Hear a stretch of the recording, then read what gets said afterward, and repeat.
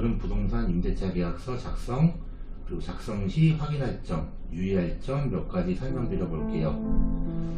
보시는 게 부동산 임대차 계약서고요. 제가 그냥 임의로 전세 계약서를 선택을 했어요. 보시면은 계약하시는 소재지, 그리고 토지, 지목, 대지권 비율, 대지 면적, 건물, 건물의 구조, 건물의 용도, 건물의 면적, 임대하시는 부분, 임대하시는 부분의 면적 등이 표시되어 있고요. 보증금 제가 그냥 임의로 1억 8천만원에 계약하기로 했고요. 계약금은 10%, 1,800만원인데 계약금 10%는 관례상 10%예요.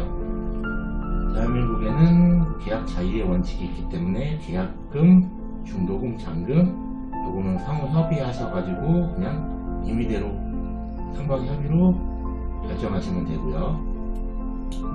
가운데 있는 내용은 민법에 관한 내용이고요. 보시면 존속기간, 요거는 임대차 기간을 말씀드리는 거예요. 보통 주거용 건축물은 2년 계약이죠. 그러면은 18년도 12월 30일부터 2020년도 12월 30일까지 24개월로 하고요. 은행권에서 전세자금 대출을 받으실 때도 2년 계약을 요구하고요. 그리고 전세자금 대출 받으실 때는 계약금은 5% 이상이 들어가야 정식 계약으로 인정이 되는 거죠. 그리고 가운데 보시면은 용도 변경 및 전대 금지, 임대인 동의 없이 계약하시는 목적물의 용도를 변경하신다거나 아니면 임의로 전전세를 주신다거나 하신다는 것을 금지한다는 내용이고요. 계약의 종료, 임대차 기간이 끝났어요. 그러면은 임대인은 임차인에게 임대 보증금을 반환하고 임차인은 임대인에게 목적물을 반환한다는 그런 내용이고요. 계약의 해제, 임차인이 임대인에게 계약 당시 계약금 또는 보증금 명목으로 금지하거나 물건을 교부한 때에는 다른 약정이 없는 한 중도금을 지불할 때까지 임대인은 계약금의 배액을 상환하고 임차인은 계약금을 포기하고 이 계약을 해지할 수 있다. 채무불이행과 손해배상, 임대인 또는 임차인이 본 계약상의 내용에 대해 불이행이 있을 경우 그 상대방은 불이행한 자에 대해 서면으로 che고하고 계약을 해지할 수 있다. 그리고 계약 당사자는 계약 해지에 따른 손해배상을 각각 상대방에게 청구할 수 있으며 손해배상에 대해 별도의 약정이 없는 한 계약금을 손해배상의 기준으로 본다. 그리고 7조 보시면은 중개보수, 요거는 직거래 하시는 분들한테는 상관이 없고요. 공인중개사 사무소 가셔가지고 계약하시는 분들, 요거는 계약 공인중개사는 임대인 또는 임차인이 본 계약 불이행에 대해 책임을 지지 않는다.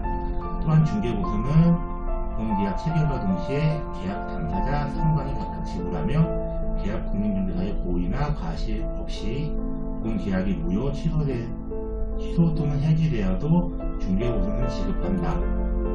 요거는 저는 한 번도 받아본 적이 없어요. 계약 해지면은 중개보수도 그냥 못 받아요. 저는 한 번도 받아본 적이 없고요. 그리고 8조 보시면 확인설명서 등 조부, 요것도 기업 공인중개사는 중개대상물 확인설명서를 작성하고 업무 보증 관계증서, 공제증서죠. 사본을 첨부하여 거래 체결과 동시에 거래 당사자 상방에게 교부한다. 부동산 임대차 계약 진행하시다가 중개사고 발생되잖아요. 그러면은 계약서 파일 보시면은 맨 뒷장에다가 저희 있거든요. 공제증서를 넣어드려요. 그러면은 협회에서 손해보신 금액을 물어드릴 거예요. 물어드리고 협회에서 공인중개사한테 구상권을 행사하죠. 그러니까 중개사고가 터져도 공인중개사한테 연락하셔가지고 막 싸우실 필요가 없어요. 특약사항 1번 기본 및 현 시설물 상태에서 현장 답사후 임대한다. 등기사항 정보증명서상 채권 최고의 5억 7,200만원이 채무자로 설정되어 있는 상태고요. 그리고 임대인은 잔금시 공공담보 해지와 계약 소재지인 201호 융자금 전액 상환과 말소 등기까지 하는 조건의 계약임. 저희가 전세 계약할 때 집에 융자 있는 경우 많잖아요. 그런 거는 잔금과 동시에 상환하고 말소 등기까지 한다라는 특약사항을 꼭 넣으셔야 돼요. 잔금하고 융자금 상환, 말소 등기는 동시이행 관계고요. 그리고 제가 여기다 넣지는 않았는데 그 임대하시는 부분에 개선하고 수리해야 될 부분 있잖아요. 그런 부분을 유관으로 보셨을 때 있다 하실 때는 무조건 계약하실 때 특약사항에 넣으셔야 돼요. 계약하고 계약금 들어가고 난 다음에는 임대인은 절대 안 해주죠. 그리고 4번 보시면은 기타 사항은 주택임대차 보호법에 따르기로 한다. 위의 내용까지는 전부 다 상방 합의예요. 근데 4번 조항 보시면은 기타 사항은 주택임대차 보호법에 따르기로 한다. 요거 한 줄로 임대인한테 불리한 이야기 되는 거죠. 주택임대차 보호법에는 임대인을 위한 개정은 하나도 없어요. 전부 다 임차인을 위한 법이라고 보시면 되고요. 그리고 임대인분 인적사항, 임차인분 인적사항, 그리고 공인중개사 사무소에서 계약하시게 되면은 이렇게 등록번호라든지 전화번호 이런 게 나오고요. 그렇게 되시면은 요 맨 위에 거 부동산의 표시, 그리고 임대인 인적사항 이런 거는 어떻게 확인하시냐면은 가장 기본이죠. 등기부등본을 확인하시면 돼요. 등기부등본 보시면은 표제부 건물 한 동에 표시해서 건물 전체에 대한 내용이 나와 있고요. 그리고 표제부 전유 부분에 표시해요. 요거는 해당 계약하시는 소재지, 호수의 전용 면적이 나와 있고요. 그리고 갑구, 요건 소유권에 관한 사항이에요. 을구는 소유권 이해에 관한 사항, 아까 말씀드렸던 거 융자 있는 부분, 그런 거 여기서 다 확인하시면 되고요. 그리고 확인하셔야 될 게 등기부등본 맨 마지막에 보시면은 열람일시, 발행일시가 있어요. 요거를 계약 당일날 발급받고 열람받는 게 맞는지 그거 한번 확인해 보셔야 되고요. 그리고 개업주 공인중개사 가서 계약을 하시게 되시면은 요 확인설명서를 설명을 드릴 거예요.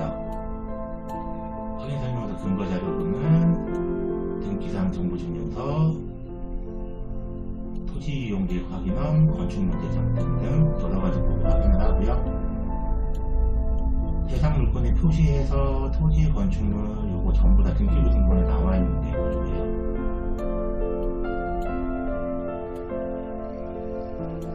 그리고 권리강제, 소유권에 관한 사항, 토지, 건물, 소유권 이해에 관한 사항, 토지, 건물 이렇게 있는데요. 집합 건물, 아파트, 다세대, 연립 그런 거는 상관이 없어요. 근데 단독이나 다가구 주택 같은 경우에는 토지, 건물 소유자가 틀릴 수도 있어요. 그렇게 되시면은 건물 소유자랑 계약을 하시는 게 맞고요. 그리고 토지 위에 건물이 올라가 있으니까 그 건물주가 그 토지에 대한 지상권을 어떻게 획득을 했는지 그거까지 한번 확인을 해보시는 게 정확하고요. 토지 이용 계획, 공법상 이용 제한, 거래 규제에 관한 내용 이런 거 임대차 계약이니까는 별로 신경 안 쓰셔도 되고.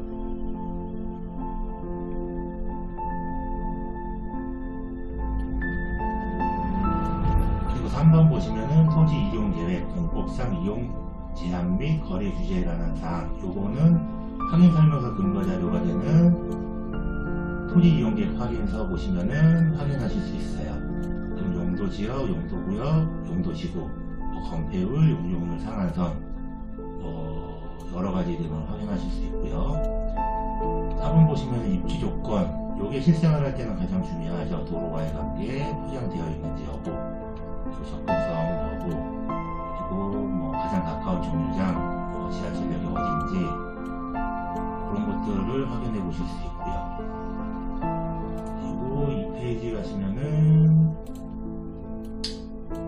거래 예정 금액, 아까 제가 전세 1억 8천이고요. 해당 공시지가 이런 것도 토지 이용 계획 확인하러 보시면은 확인하실 수 있고요.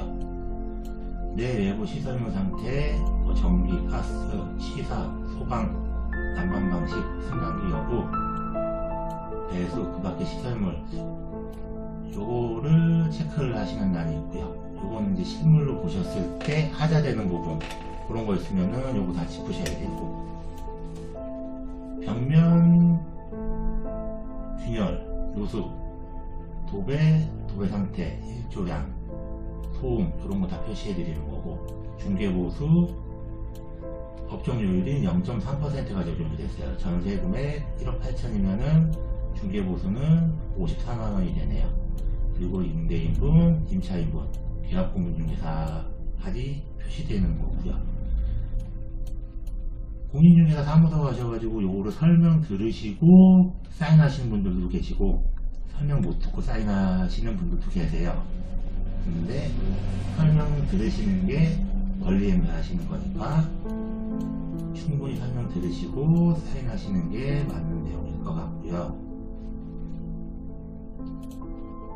일단은 제가 오늘은 전세계약 하실 때 가장 기본적인 내용을 보여드렸고요. 아무래도 부동산 계약이라는 게 자주 하는 게 아니다 보니까 이렇게 눈으로 한번 보시고 가셔가지고 계약을 하시게 되면은 좀 더 수월하게 계약을 하실 것 같아요. 설명을 드렸어요. 제가 그러면 다음번에는 요번 계약은 다세대 연립 빌라 계약이었잖아요. 단독 다가구 전세 계약서 작성하는 거 거의 유형은 비슷한데 약간 틀려요. 그러니까 그거 나중에 또 한번 설명해 드릴게요.